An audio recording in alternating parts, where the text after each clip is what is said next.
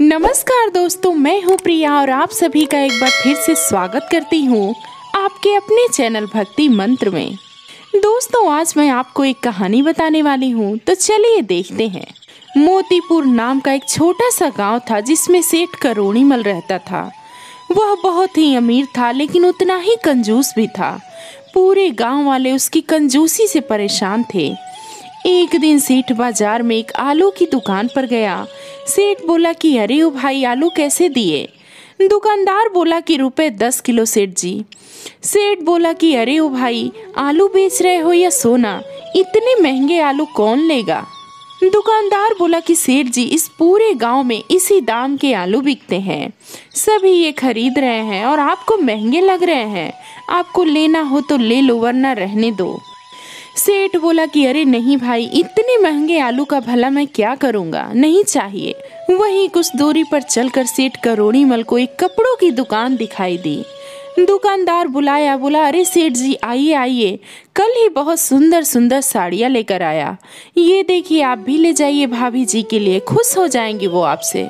सेठ बोला कि हाँ हाँ, क्यों नहीं, चलो आज ले ही जाता हूँ मंजूरी के लिए साड़ी। कब से वो बोल रही है कि मुझे एक नई साड़ी दिला दो। हाँ, ये बताओ भैया, कितने की दोगे ये साड़ी? दुकानदार बोला अरे ज्यादा महंगी नहीं है सेठ जी, बस 500 की है। सेठ बोला कि क्या कहा, 500 की? अरे भाई, इतनी महंगी, वो भी ये मामूली सी साड़ी? नहीं नहीं भाई, रहने दो, मंजूरी भला इतनी महंगी साड़ी का क्या करेगी? उसके बाद सेठ वहां से भी आगे चल दिया।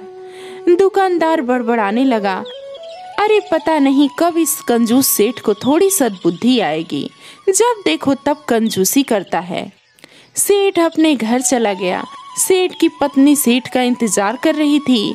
वो बोली कि अरे आ गए आप, आपको आलू लाने के लिए कहा था, ये क्या, आप तो खाली हाथ ही आ गए, अब मैं क्या बनाऊंगी? सेठ बोला कि अरे भाग्यवान, बहुत महंगे थे आलू, इसलिए नहीं लाया, पर तुम कुछ और सब्जी बना लो। मंजूरी बोली, हे भगवान, पता नहीं ये किस आदमी से पाला पड़ गया, हर वक्त तुम्हारी कंजूसी से तंग आ गई हूँ, मुझे कुछ नहीं पता, मेरा कई दिनों से आलू खाने का मन है, कल मुझे आलू चाहिए बस, वरना मैं कल खाना नहीं बनाऊंगी, बता देती हूँ आपको। अगली सुबह सेठ अपनी दुकान पर जा रहा था, तभी गांव के दो लोग आपस में बातें कर रहे थे।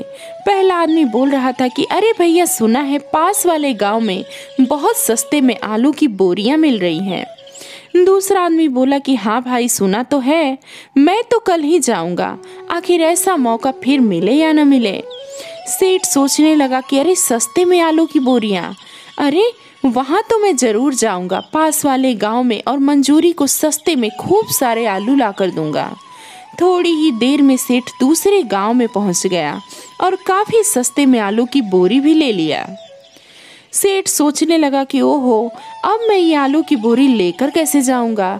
सेठ बोरी को उठाने की बहुत कोशिश किया, लेकिन वो बोरियां बहुत ही भारी थी, इसलिए उठी ही नहीं। सेठ सोचने लगा कि अरे ये तो बहुत भारी है, मुझसे तो उठ ही नहीं रही है, लगता है इसको ले जाने के लिए किसी सवारी की जरूरत होगी। तभी उसे रास्ते में घोड़े का रथ दिखाई दिया। सेठ बोला कि अरे ओ रथ वाले भैया, तनिक मोतीपुर गांव चलोगे क्या? रथ वाला बोला कि अरे हाँ सेठ जी, क्यों नहीं चलूंगा, बिल्कुल चलूंगा, लेकिन आज हमारे घोड़ों की तबीयत ठीक सी नहीं है, इसलिए जरा आराम से बैठना। सेठ बोला कि अरे हाँ भाई, ठीक है, और वह रथ में बैठ गया। थोड़ी ही देर बाद रथ का घोड़ा बहुत तेज भागने लगा। सेठ बोलने लगा कि अरे भैया, ये क्या कर रहे हो, तनिक अपने घोड़े को धीरे चलाओ भाई। रथ वाला बोला कि अरे सेठ जी, मैंने तो पहले कहा था कि मेरे घोड़े की तबीयत ठीक नहीं, अब यह रुक ही नहीं रहा है, मैं क्या करूं?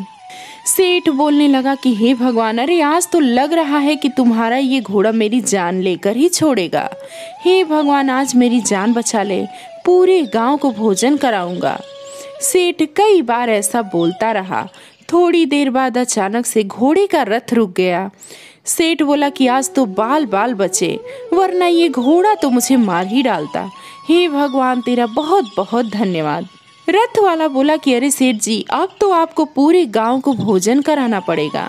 सेठ जी, आप मुझे मत भूल जाइएगा, मैं अभी जाकर पूरे गांव वालों को बता देता हूँ कि करोड़ीमल सेठ पूरे गांव को दावत देने वाले हैं। ऐसा बोलते हुए वह रथ वाला वहां से चला गया। सेठ सोचने लगा, अरे ये क्या बोल दिया मैंने, ऐसी गलती कैसे हो गई मुझसे। अब ये रथ वाला सारे गांव वालों को जाकर बताएगा कि मैं दावत देने वाला हूँ और सारे गांव वाले मेरे घर आ जाएंगे।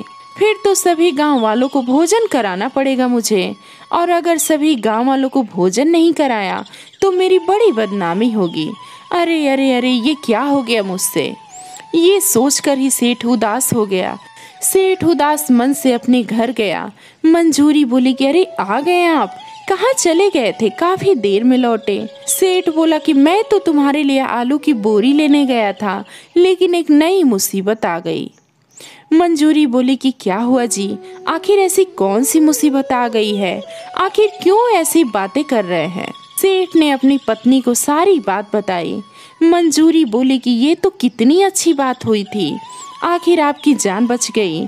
आपने खुद ही तो बोला था कि आप सभी गांव वालों को भोजन कराएंगे, और ये तो और भी अच्छी बात है कि हमारे घर सभी गांव वाले दावत पर आएंगे, वो हमें कितनी दुआएं देंगे। सेठ बोला कि तुम चुप करो भाग्यवान, क्या तुम्हें ये नहीं पता है कि गांव वालों के भोजन का खर्चा बहुत महंगा पड़ जाएगा। मेरे इतने सारे पैसे तो दावत में खत्म हो जाएंगे, लेकिन अब तो मुझे गांव वालों को दावत देनी ही पड़ेगी, अब मैं क्या करूंगा। सेठ काफी सोचने लगा। फिर उसे एक तरकीब सूझी। सेठ ने एक हलवाई को अपने घर बुलाया।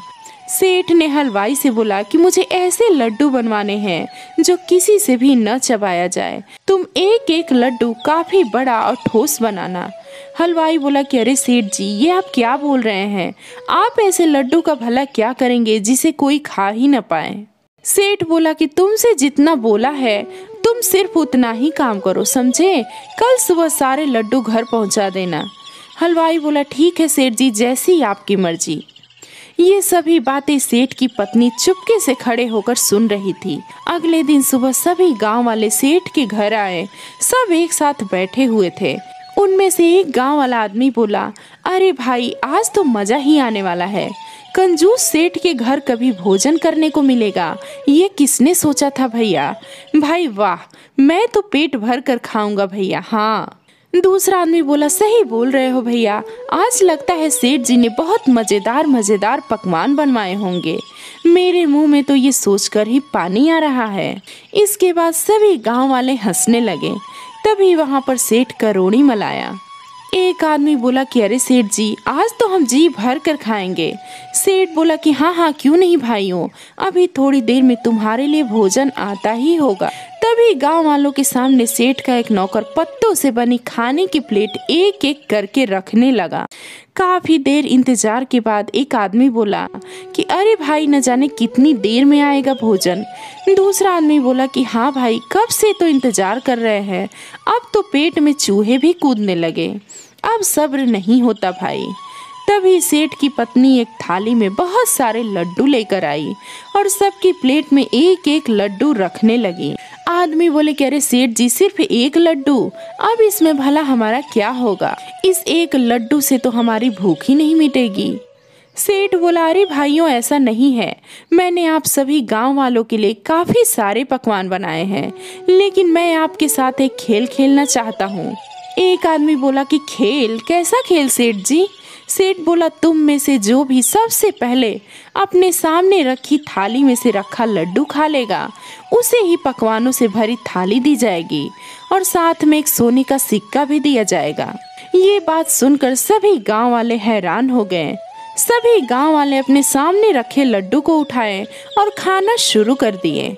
थोड़ी ही देर में गांव वाले अपना अपना लड्डू खत्म कर दिए, जिसको देखकर सेठ हैरान हो गया।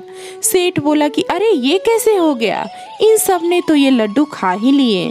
हे भगवान, अब तो इनके लिए पकवानों से भरी थाली मंगवानी पड़ेगी। एक आदमी बोला कि ये लो सेठ जी, खा लिए आपके लड्डू, अब जल्दी से पकवानों से भरी थाली मंगवा दीजिए। आहा, बहुत तेज भूख लगी है। सेठ बोला कि हाँ हाँ ठीक है, मंगवाता हूँ। तभी गांव वालों को पकवानों से भरी एक थाली दी गई, जिसे गांव वाले बड़े चाव से खाने लगे। गांव के सभी लोग भर पेट भोजन किए। गांव वाले बोले कि अरे वाह, आज तो सेठ जी आपने मन खुश कर दिया हमारा। सारा भोजन बहुत ही स्वादिष्ट था। चलिए अब हमारा एक एक सोने का सिक्का तो दे दीजिए।